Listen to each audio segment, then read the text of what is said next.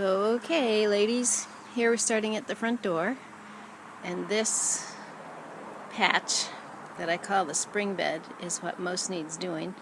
I'll walk right by it without going into detail here so you can see the scope of the work. This is the spring bed. It really is beautiful in the spring, but I haven't touched it since then. Look at the jewelweed, for example. So it needs a lot. Then as we round the corner, there is hosta and some astilbe. This snake root, what do you call it?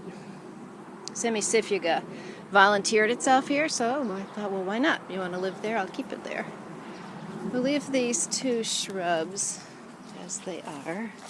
We round the corner to the fireplace, and this back here is a total mess. I haven't known what to do with it since the soil got ruined with the new chimney going in. Probably keeping with the astilbe and hosta makes sense. There is a peony there, and there are some daylilies there, but this is just a mess back here. So we'll clean it out and figure out what to do with it later. All the way over to this shrub of sorts. So that's the big job that I need doing.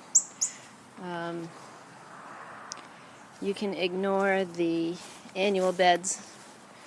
Back here we've got the begonias, which used to be impatiens, and annual bed you'll see that I've kept up with in the pots. But I'm going to go back to the beginning to talk about the spring bed. Actually, maybe I should just stay here while I'm here. So weeding out all the junk that's here is good. The asters that are looking dead now, I don't know. If they're asters that look alive, let's keep them there for now and remove them in the spring. We don't need to keep the lettuce back there. So most of this just needs a good hauling out until you get as far as the spirea, which has been self-maintaining all these years. It's really spread nicely. So, in the spring bed, there are daffodils around that are not marked. I'm afraid we're probably going to be hitting those. So this is a little water trench. Let's just weed that out completely so that it's just soil. Daylilies and iris are the backbone back here. We can divide those. I think this is a good time of year to do that. They're getting a little crowded. I don't know that we need to replant them anyplace else. They're a pale yellow early daylily with the iris. That's kind of a nice combination. There's a lot of astilbe around. We can divide and keep the astilbe. This is that early yellow plant. I forget what it is. This geranium I'd love to keep going. I like these little pink geraniums. We can divide that if we can. This is yellow mallow. That divides itself all over the place. It's spreading like crazy. We can, I don't know, combine that a little bit, thin it, whatever you think's best. This is pulmonaria that I love, covered with jewelweed or something now, but I do love the pulmonaria. It has gotten away from me, so I suppose we can minimize that a little bit. Back there someplace used to be a bleeding heart. It's not so happy.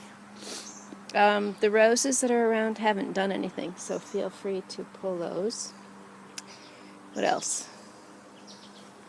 Oh, this corner by the steps is crazy bad. It's got goldenrod in it.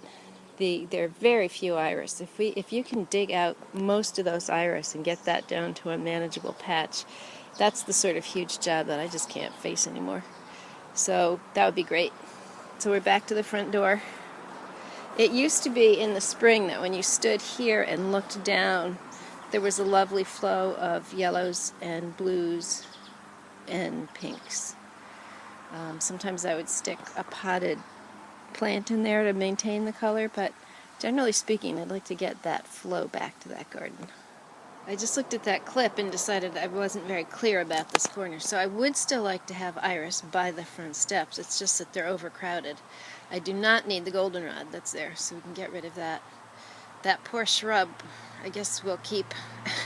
Steve likes his native dogwoods or whatever that is, so we'll keep that there, but Otherwise, pretty much haul out the rest of the stuff. What I don't want done is back around the corner where there's another sort of funny shaped dogwood. Let me bring you back there. Do not change this branch that I suppose any self-respecting gardener would chop off, but the chipmunks love to sit on top of the rabbit's ears here, and they love to scamper up and down this little archway, and we enjoy watching that, so please don't cut that. On a happier note, the perennial bed is looking pretty good. I made a video earlier that I'll connect with this to show you what I think needs doing in the spring.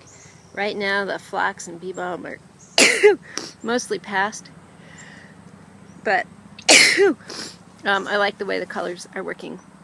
That looks good. I added that blue upright plant, I forget what that's called, a gape or something like that, and I think that works well.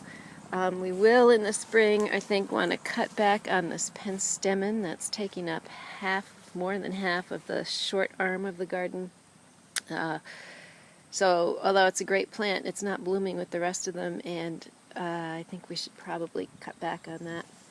I definitely want to divide these yellow lilies and make more patches of those, which I think I explained in the other video. Yeah, we'll see how it all looks when we put it together.